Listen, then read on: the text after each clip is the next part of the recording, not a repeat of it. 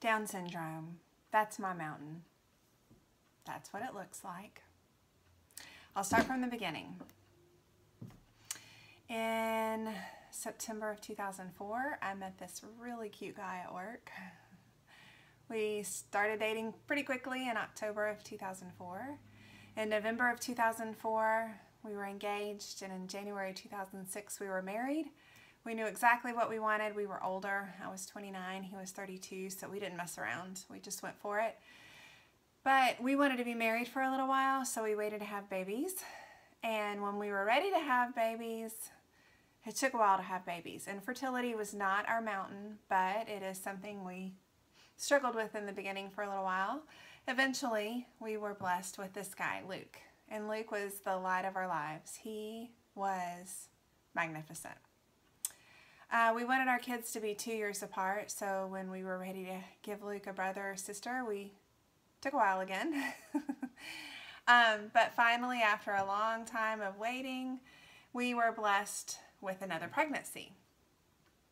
We had chosen a pro-life doctor because we felt the need to have a doctor who felt the same way about life as we did. So we were blissfully unaware that the kid in my belly had Down syndrome.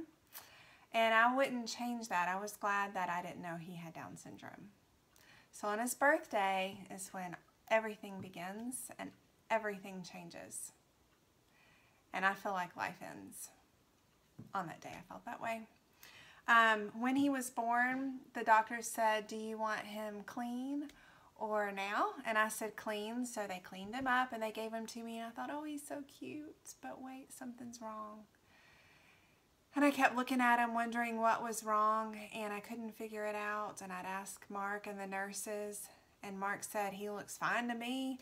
And the nurses said, "I don't see any, he's good." The nurses said, "Your angel is perfect." And my husband thought, that's weird. Why are they calling my baby an angel? That makes no sense whatsoever. So everyone leaves the labor and delivery room, and it's just Mark and me, and we're looking at our baby, and I don't know who said what first or who thought it first or what, but it's a terrible conversation to have with your spouse about your child looks funny. And so we started having that conversation, and we came to the agreement that we both thought he looked like he had Down syndrome. We didn't want it to be the case.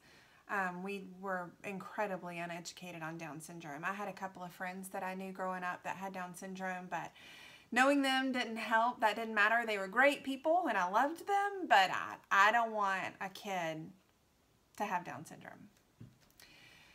So we asked the nurses if they thought he had Down syndrome, and they were all like, "No, your angel's perfect." So we went out of the labor and delivery room and into the room where we're going to stay for the rest of our hospital stay, and we asked the new nurse, Eli's nurse, "Hey, does our kid have Down syndrome?" And she said, "Yeah, I think so, because he has almond-shaped eyes, a wide nose bridge, low set ears, fat in his neck, the back of his neck, and narrow shoulders." And we both were like, that is a gut punch, because, that's a lot of things to call out on our kid. And we were thinking just the eyes were the issue. And so she said, "I can't diagnose him. I'm going to take him to your doctor. And your doctor's the one who will give the formal diagnosis." So she took Eli away, and it was just us alone with our fear that our kid had Down syndrome. We started looking at people on Facebook that we thought had the eyes that went this way instead of this way, and some people who had narrow shoulders, just anything that would be a Down syndrome characteristic but isn't, and they don't have Down syndrome. And we were just trying so hard, like, what if he does? What if he does? What are we going to do? We can't handle this. And I'm thinking to myself privately, I want to put him up for adoption. And how awful does that make me? And why is my husband going to stay? He should leave, because if I could leave, I would. So why on earth would he stay? And I couldn't blame him for leaving. I would leave if I could, but I can't. I'm stuck here with this devastating reality. our family started coming in, and instead of having a smile on their face, they had tears in their eyes because they were devastated too. Just like us, they didn't know any better. And they hurt twice, once for their own children and then once for their grandchild. And I had friends calling to come see us, and I literally said, go to a funeral home. Just pop in on a funeral. There's more fun in that room than there is this room. This is the worst place on the planet to be. And I thought to myself, why couldn't I just have cancer? That would be easier than having a kid with Down syndrome. I even wondered what sin I committed to deserve this kind of gut punch. I mean, I'm not perfect, but I don't sin all the time. I'm not that bad. Which one of the sins in my background caused my future to look like this? Can I take it back? My main concern in all of this was not so much what this was going to do to Mark and me, but what was this going to do to my perfect son, Luke, who I loved and adored, and I had a relationship with. I didn't have a relationship with this baby, but I had a relationship with Luke, and he's the best thing ever. And now I'm going to make him a special needs big brother. This is going to ruin his life. He's not going to be able to do things that he should be able to do because he's going to have a little brother with Down syndrome always in his background. He just wanted a brother or a sister to eat pizza with and play ball with, and that was his only request. And I'm giving him a kid with Down syndrome. And he's so sweet and innocent. He has no idea how his world was just wrecked all in one day. But I do. Or at least I thought I did. So, after a treacherous hospital stay and the most devastating 3 days of my life, and when I say devastating days, I mean devastating. I am a very, very happy nature person. It takes a whole lot to get me down. I don't think I've ever felt real depression. It's never been my mountain. Depression's not something I've ever battled. Life has always been easy for me in that way.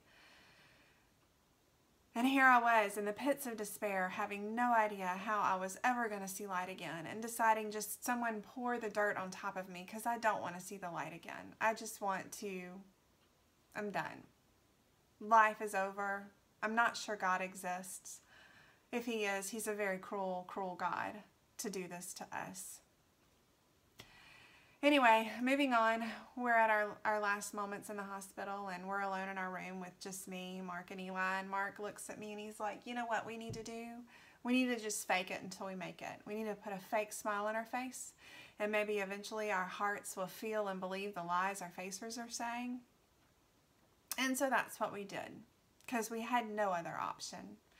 So here we are faking it, leaving the hospital, pretending to be a happy family when really we're just a special needs family that didn't want to be a special needs family, leaving the hospital. Here Eli is packed up and ready to go, and as we're exiting the hospital, my first glimmer of hope. Right then and there, a friend who had felt it was very strange that this was happening. She lived near Fort Worth, so she had an hour drive to get to us.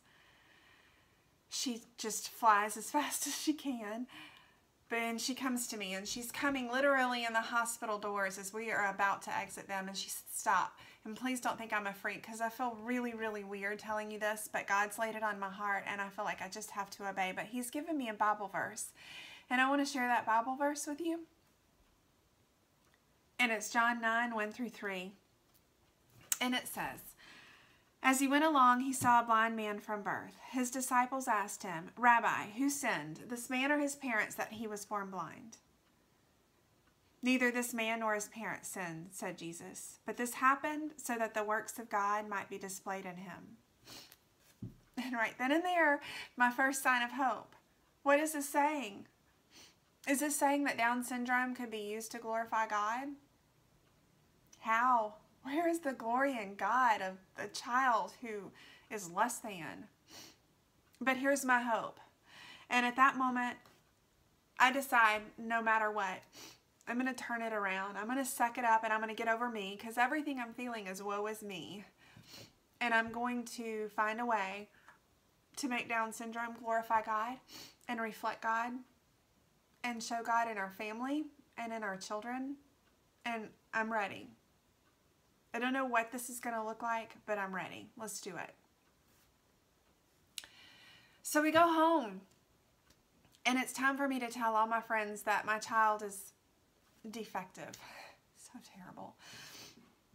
And I don't know how to do it. So I decided I'm going to create a Facebook page and just create everything and in one fell swoop tell everyone. So I did it. I created a Facebook page for Eli. And I wrote about his birth story in more detail than I just told you. And I shared it on my personal page. And I said, hey, look, I just had a kid with Down syndrome. And I kind of just opened up my heart here. And if you want to learn about our journey with Down syndrome and you want to see pictures of Eli, then go follow his page. If you don't, if that's not your thing, then that's fine. Just still be my friend. I'll keep it normal on my Facebook page. So that's when the page Raising Eli was born. And initially it was created to just tell everyone about life with Down syndrome. So going back to the impact that this has on my family, my husband is amazing. I love him more now than I have ever loved him. I absolutely adore the man. My children are spectacular. Their relationship is far better than I could have ever imagined for any siblings. They both adore each other so very much, and they're both very giving towards each other. Honestly, I think that Eli and Luke are better siblings than any other siblings who don't have differences, because Eli's nature is giving. Like, that just comes kind of with the territory to some degree. And Luke just loves his brother and wants nothing best for his brother. But our family could not be any better. And it's really neat to go out and see people look at us, and that initial look is like, oh, look at that family. And then they watch us, and then they see how happy we are and how much joy Eli is exuding. You can't be around my son without smiling. He's not going to let you be around him without smiling. He is joy 24/7 for any stranger without discrimination. It's magnificent. And my biggest fear of how this was going to mess up my son's life. Well, here he is, and he's with Eli. And just the other day, he asked me this quote here, and he said, Mom, why do people say Eli has special needs? I mean, he's very special, but he rarely has a need. And that's a pretty loaded question, and I really, really like it, because, yeah, Eli's very, very special. There are some things that he needs, but good grief. His goodness far outweighs anything that is extra because he has Down syndrome. And back to how God is using Eli in big ways. Eli has an agent. We don't have any jobs yet, but he has an agent. Like, there is a for real well-known Dallas agency who has Eli represented. I don't say that for bragging rights. I say that for, like, God is going to use this kid. This kid is going to move mountains, and they might not be his mountains. They might be mountains of other people. Also, the Raising Eli page, it started out for me to tell my friends that my kid was not perfect, and it has turned into a way for me to minister to families and show them that Down syndrome is not what you think it is. It certainly isn't what I thought it was on his birthday. And whatever you think it is, you've got it wrong. Here is the real Down syndrome, the real life with Down syndrome, and I show it all.